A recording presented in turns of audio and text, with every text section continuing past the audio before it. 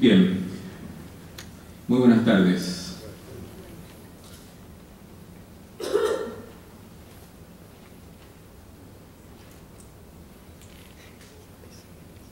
El pintor era Fray Juan de la Miseria,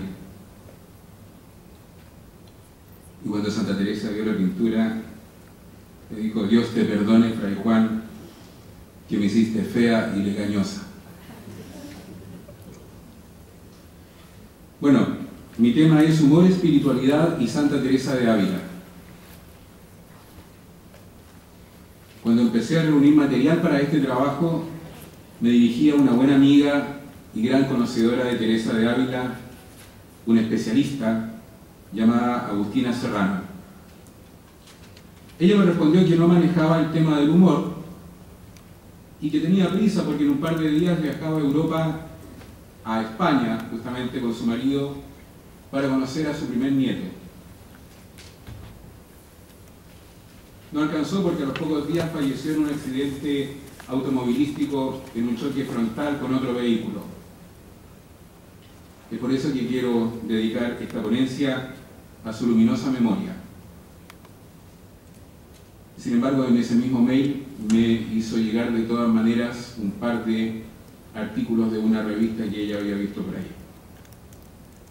Bueno, como ustedes bien saben, característico de los biblistas es explicar cada término de los títulos, y esta no será la excepción, aunque por el tiempo será solo una pincelada. El tema se llama Humor, Espiritualidad y Santa Teresa de Ávila, lo que significa que yo tendría que explicar qué es humor, qué es espiritualidad, de ahí entrar a explicar la relación entre humor y espiritualidad, y de ahí entrar a explicar la relación entre humor y espiritualidad y Teresa de Ávila. Pero no lo voy a hacer, no, porque si no, no terminamos nunca. Empiezo por el tema del humor. Comienzo dejando en claro que no pretendo ofrecer una teoría del humor ni una definición, pues existe una discusión voluminosa sobre este tema, en la que no hay acuerdos, con la excepción de que este concepto, es decir, el único acuerdo que hay es que este concepto es extremadamente elusivo. Hay un autor llamado Bergler, quien afirma que hay 80 teorías diversas sobre la naturaleza y el origen del humor. Cantidad que palidece ante la afirmación de otro autor, Camozzi, quien afirma que el número de teorías y definiciones del humor rebasa el millar, desde Sócrates, pasando por una variada gama de tratadistas y filósofos hasta nuestros días, si bien el significado del término humor no ha sido unívoco a través de las diversas etapas históricas. Y a propósito de que no ha sido unívoco, este trabajo me ha servido para establecer nuevos contactos y contactos con amigos antiguos. Una amiga mía se hizo carmelita descalza y hoy en día está en un monasterio en Haifa. Y ella me envió, bueno, un artículo en francés, y me envió también una página de las concordancias de las obras de Santa Teresa con el término humor. Ni un solo texto sirve. Ni uno solo. Porque Teresa lo usa en la acepción primitiva, médica, que significa el estado anímico creado por el predominio de uno de los humores del cuerpo humano. ¿Cierto? En el concepto tradicional, humor dice relación a fluidos y a un determinado equilibrio que tiene que haber en el cuerpo humano de unos fluidos fundamentales.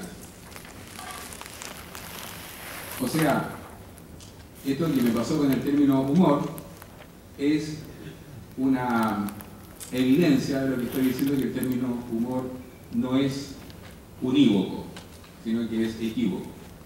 Más aún, para Teresa, humor es, en la mayoría de los casos, sinónimo de melancolía. Cuando habla del humor, se refiere a la melancolía que hay entre sus hijas. Bueno, dado lo anterior, más bien presento una sencilla descripción operativa para los efectos de esta conferencia. Entiendo por humor la facultad que tiene el ser humano de descubrir el aspecto divertido, risible, cómico de la realidad, por una parte, y de presentar una situación de tal forma que haga reír, o por lo menos esbozar una sonrisa por otra. Comparto entonces lo dicho por algunos autores, un par de autores que dicen: entendemos por humor cualquier mensaje se transmita por el gesto, la palabra hablada o escrita, la imagen o la música, que se proponga provocar la sonrisa o la risa. Eso en cuanto a una descripción operativa entonces que doy del término humor. No obstante, quisiera mencionar tres notas fundamentales. La primera: el humor es una de las tantas y múltiples características que son propias y exclusivas del ser humano, que lo distingue de los animales. Y además es una característica fundamental de su ser. Hay un autor, Peter Berger, en una obra que se llama Risa Redentora, que dice: el humor, o sea, la capacidad de percibir algo como gracioso, es universal. No existe ninguna cultura humana que carezca de él. En segundo lugar, nota esencial del humor es la incongruencia. También dice Berger, desde sus expresiones más simples hasta las más complejas, lo cómico se experimenta como una incongruencia. Hasta ahí la cita. Esto es una desarmonía entre idea y expresión, o una desarmonía entre expresión y realidad. Ahora bien, si todo humor contiene algún grado de incongruencia, no toda incongruencia es humorística. Hay incongruencias que son trágicas. Y lo trágico se da cuando la incongruencia produce un daño muy difícil o imposible de reparar. El humor se da cuando la incongruencia puede ser superada o al menos asumida. Ahora bien, ¿qué es lo que resulta incongruente? Depende de cada grupo humano. Pues el humor, la risa, necesita ámbitos de interrelación y complicidad: grupo, pueblo, comunidad. De ahí que haya que afirmar que el humor es una constante antropológica, como hemos dicho, que se encuentra en todas las culturas, pero es históricamente relativo. Es decir, es relativo, está relacionado a la cultura en la cual se encuentra. Tercer rasgo. El humor es siempre transgresor. Esta nota está muy relacionada con la nota recientemente expuesta, aunque presenta un matiz diferente que tiene relación con traspasar un límite previamente establecido. Hay que hacer aquí la misma advertencia que en el párrafo anterior. Si todo humor contiene algún grado de transgresión, no toda transgresión es humor. Hay transgresiones que constituyen delito. El humor tiene que ver con una percepción de las cosas diversa a la habitual. Se trata de un desplazamiento de sentido o de una transgresión de sentido en el que se va más allá del sentido pretendido por el que dijo algo o el que dice algo, o el que dice algo lo hace expresando un sentido distinto del habitual. Es decir, el hablante juega con la polisemia de los términos. El humor es siempre una distorsión, una deformación, un percibir o hacer percibir algo fuera del marco, fuera de los límites de la comprensión habitual. Es por eso que el humor forma parte del pensamiento creativo. Este tipo de pensamiento funciona al salirse de los paradigmas de pensamiento. Es capaz de ver, de descubrir algo distinto quien traspasa el límite.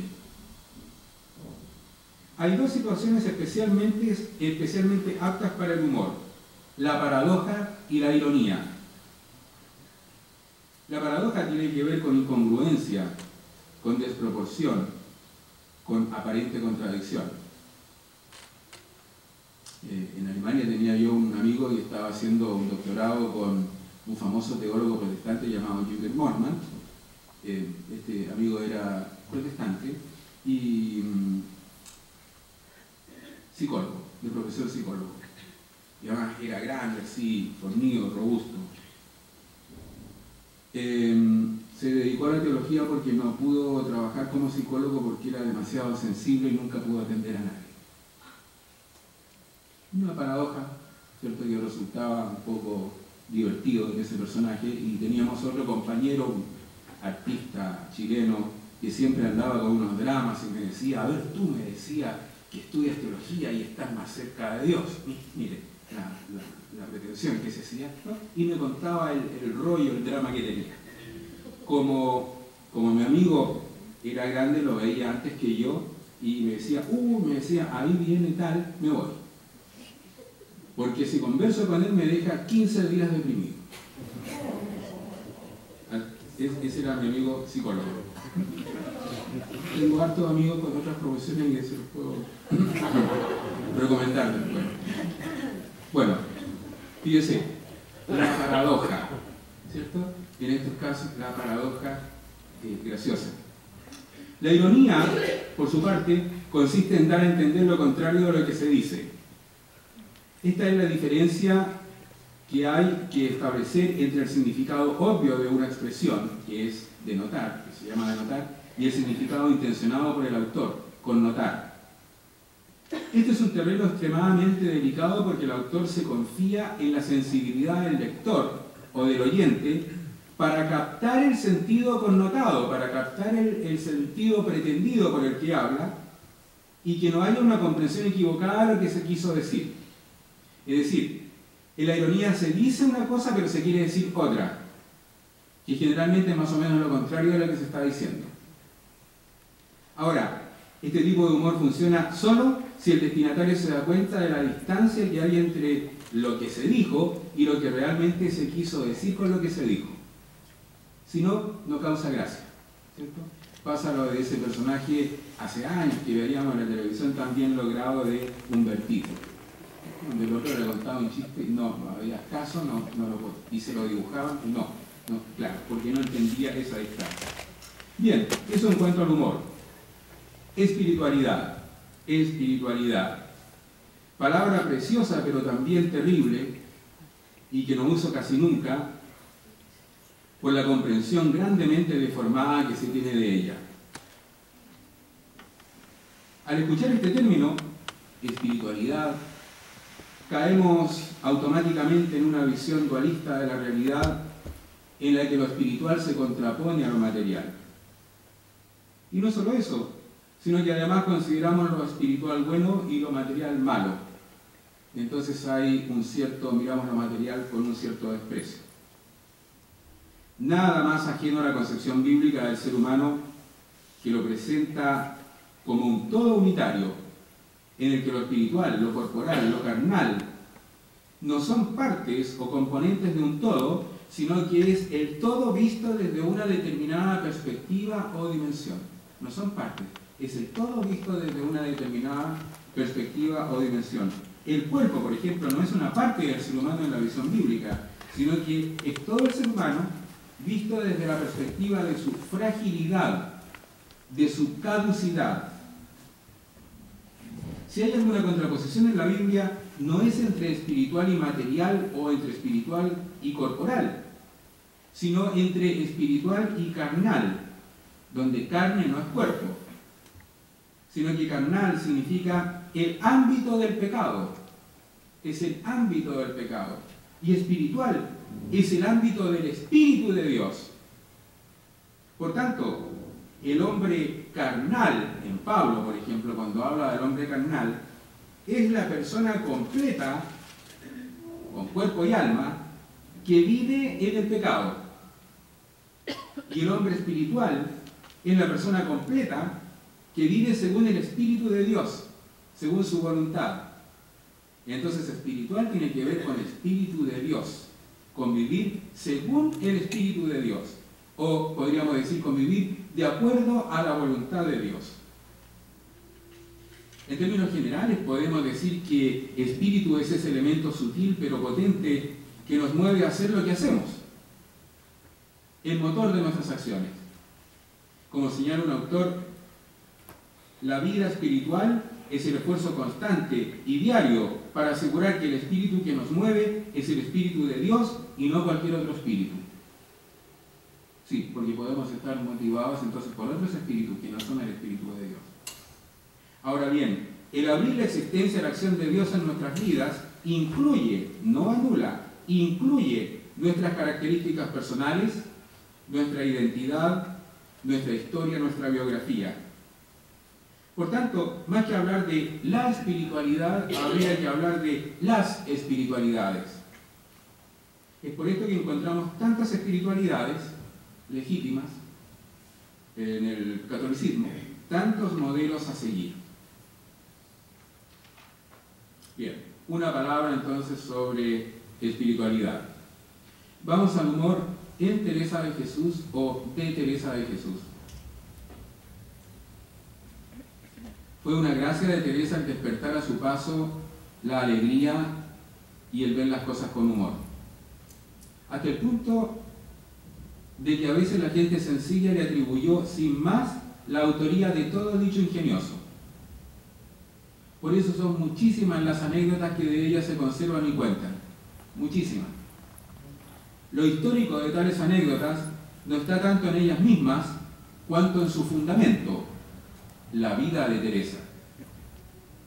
Si Teresa hubiese tenido un carácter de estilo Chino Ríos, difícil que le hubieran atribuido siquiera un chascarro. Entonces fíjense que ahí lo importante no está tanto en lo histórico de la anécdota, sino en el fundamento, que se le atribuye porque fue una persona que tenía humor, o si no, imposible que lo hubiesen, ahí la incongruencia habría sido muy grande. Veamos algunos ejemplos de su humor. Claro, uno tendría que entrar aquí para ser más metódico, el humor en sus escritos, por ejemplo, o lo que se dice de ella a propósito de las anécdotas. Yo lo hice así en general. Veamos algunos ejemplos de su humor. Aquí hay algo que sí es relativamente conocido, que dice en un escrito sobre ella misma. Dice: el entendimiento e imaginación, entiendo yo, es aquí lo que me daña.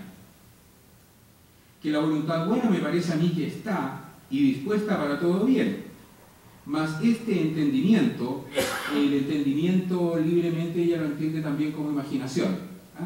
Mas este entendimiento está tan perdido que no parece sino un loco furioso que nadie le puede atar. No soy señora de hacerle estar quedo, es decir, de hacerle estar quedo un credo. Es decir, no soy señora, no soy capaz de hacerle estar quieto. Un credo es un breve lapso de tiempo. Eso quiere decir con un credo. ¿Y qué hace? Dice, entonces con eso, algunas veces me río y conozco mi miseria y estoyle mirando y déjole a ver qué hace. Fíjese que interesante. Esta limitación de ella, ¿cierto? Por ahí se ha popularizado, que es lo mismo que se dice que Santa Teresa ha dicho que la imaginación es la loca de casa. Eso es precisamente lo que está diciendo aquí, ¿cierto? Y ella tenía un carácter entonces tan vivaz, lo decía también la presentación de la actriz al principio.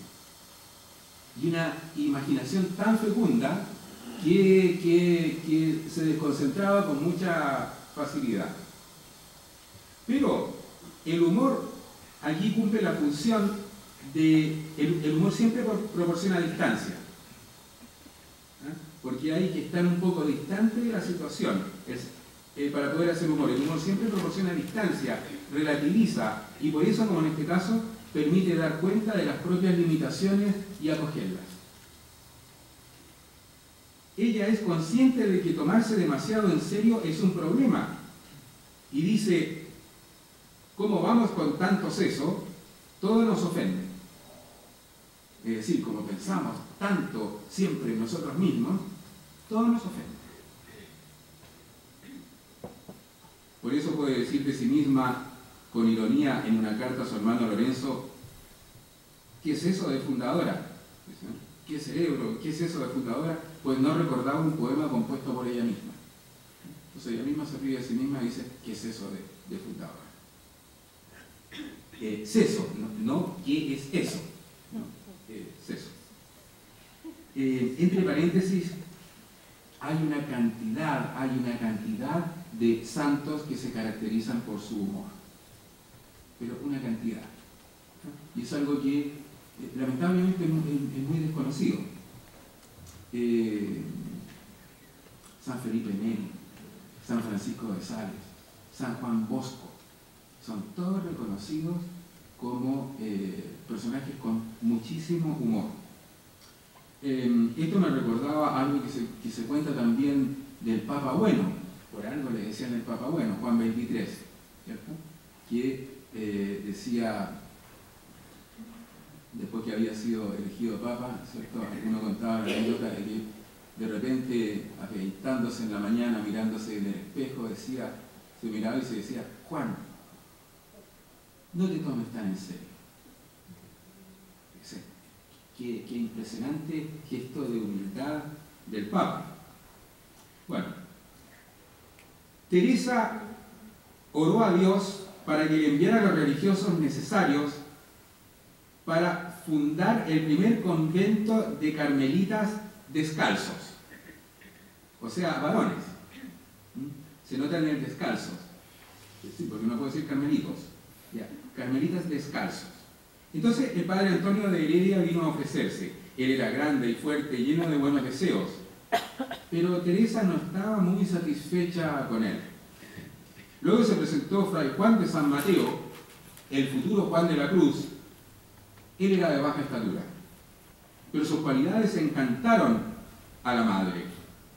Ella con mucha gracia comunicó la noticia a sus monjas diciéndoles: ayúdenme, hijas, a dar gracias a Dios nuestro Señor, que para los descalzos ya tenemos fraile y medio. Quién fuera el fraile y quién fuera el medio, cada uno lo explica a su manera, unos refiriendo la expresión a la estatura física, otros a la envergadura espiritual. Usa también en el humor la ironía, para corregirse a ella misma y para corregir a los demás. Por ejemplo, a propósito de las ausencias al coro para las oraciones por ciertas enfermedades, ironiza diciendo: nos duele la cabeza y dejamos de ir al coro, que tampoco nos mata ese dolor.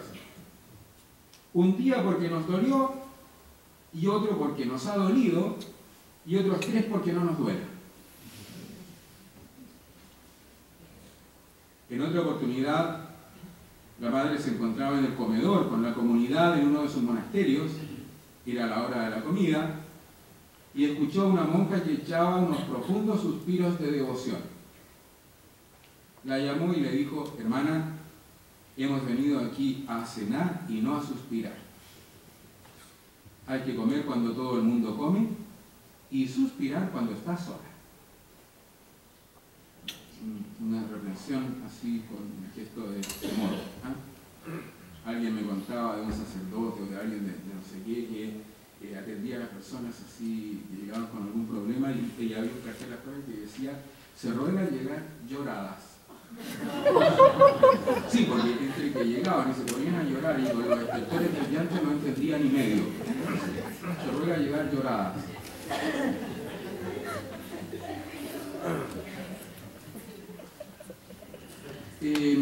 También aquí una cosa muy preciosa fíjese, para la espiritualidad y la vida cotidiana, de algunas monjas que en esto que querían la contemplación se desesperaban porque tenían que hacer cosas demasiado mundanas. Y les dice: pues, hijas mías, no haya desconsuelo cuando la obediencia os trajere empleadas en cosas exteriores.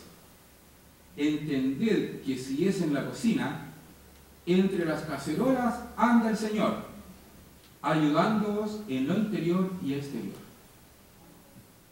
Entonces, ¿cómo la espiritualidad se puede encontrar en todas partes? No en esas cosas que de repente, en esta cosa dualista que decía yo, creemos nomás que es lo interior o lo sublime o lo no sé qué. Un 28 de diciembre, Sor Teresa encontró en el monasterio de San José de Ávila a Sor Úrsula y le dijo: hija mía, ¿qué cara tiene usted? Tiene una cara que asusta. Le tomó la muñeca y le dice: qué fiebre que tiene, váyase inmediatamente a la enfermería y acuéstese. Estupefacta, Sor Úrsula, sin decir palabras, se fue a la enfermería, donde la recibió una enfermera, quien, uniéndose a la broma, la recibió con preocupación. Teresa no tardó en llegar con todo lo necesario para hacer una sangría. Acuérdense esta cosa de los humores, ¿cierto? Entonces había, bueno, ¡pum!, sangría. Sor Úrsula extendió el brazo, la madre levantó el punzón y estalló en risas. Ahí comprendió su hija que se trataba de una broma del Día de los Inocentes. Era 28 de diciembre, entonces decía, ¿cierto?, que se acostumbra en España, acostumbraban a hacerse bromas. A propósito del conocimiento de las mujeres que pretenden tener los varones, escribe al padre Mariano: en gracia me ha caído el decir de vuestra reverencia que en viéndola la conocerá. No somos tan fáciles de conocer las mujeres, que muchos años las confiesan y después ellos mismos se espantan de lo poco que han entendido.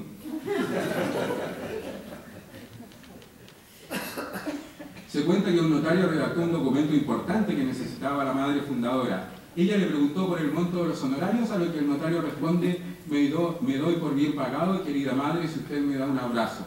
Alabado sea Dios, respondió Teresa, jamás conseguí un papel tan importante a tan buen precio. Prácticamente nada desconcertaba a la madre Teresa. Un día viajaba a caballo en compañía del padre Juan de la Cruz. Algunos cosechadores, segadores, que se encontraban en el camino, se atrevieron a tomarles el pelo con expresiones picarescas. El padre Juan, completamente turbado, enrojeció de vergüenza. Pero Teresa se volvió hacia su compañero y le dijo con una sonrisa: mi pobre padre Juan, la dama no tiene ninguna vergüenza y el galán está completamente rojo. Según una tradición conservada en el monasterio de Guadalajara, Teresa usó su humor hasta para vencer al demonio. Este, haciendo uso de una teología de la predestinación perversa, le habría dicho: o tú estás predestinada o no lo estás. Si no estás, si estás predestinada, no tienes necesidad de penitencia.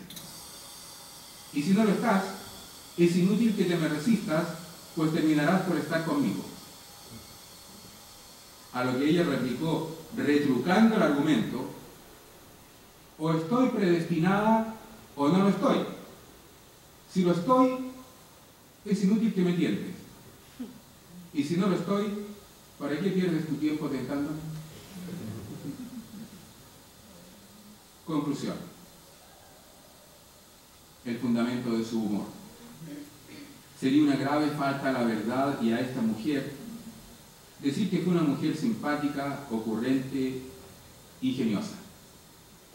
Esto sería una mutilación feroz de su existencia. He abundado pobremente en las manifestaciones de su humor. He abundado pobremente. Nótese el oxímoron. La paradoja. Sí, porque he dicho mucho de lo que debería haber dicho menos en este corto espacio de tiempo, y pobremente porque las anécdotas son muchísimas. Entonces de ahí he abundado pobremente. También iba a decir en un principio que hacer este trabajo ha sido fafícil. Ese fafícil es una, yo siempre ando contando palabras, ya está riendo Pablo, es una mezcla entre fácil y difícil.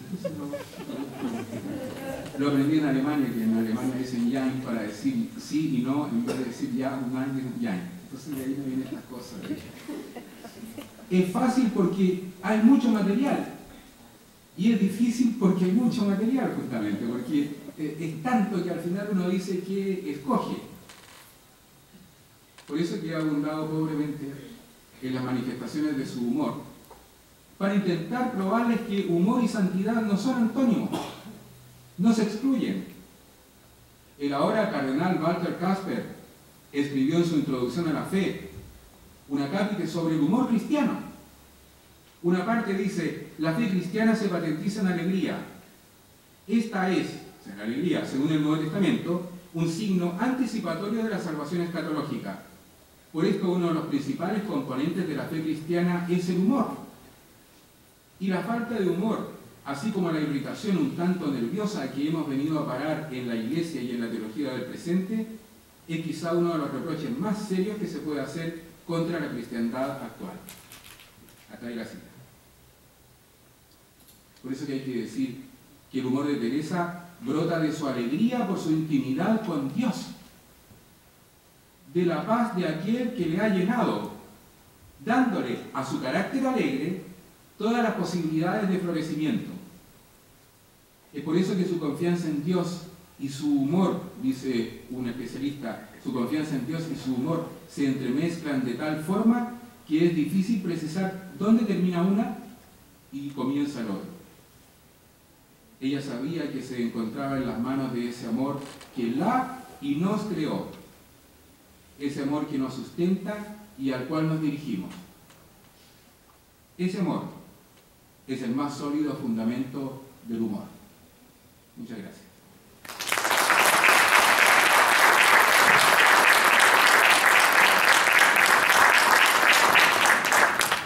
Agradecemos a los expositores.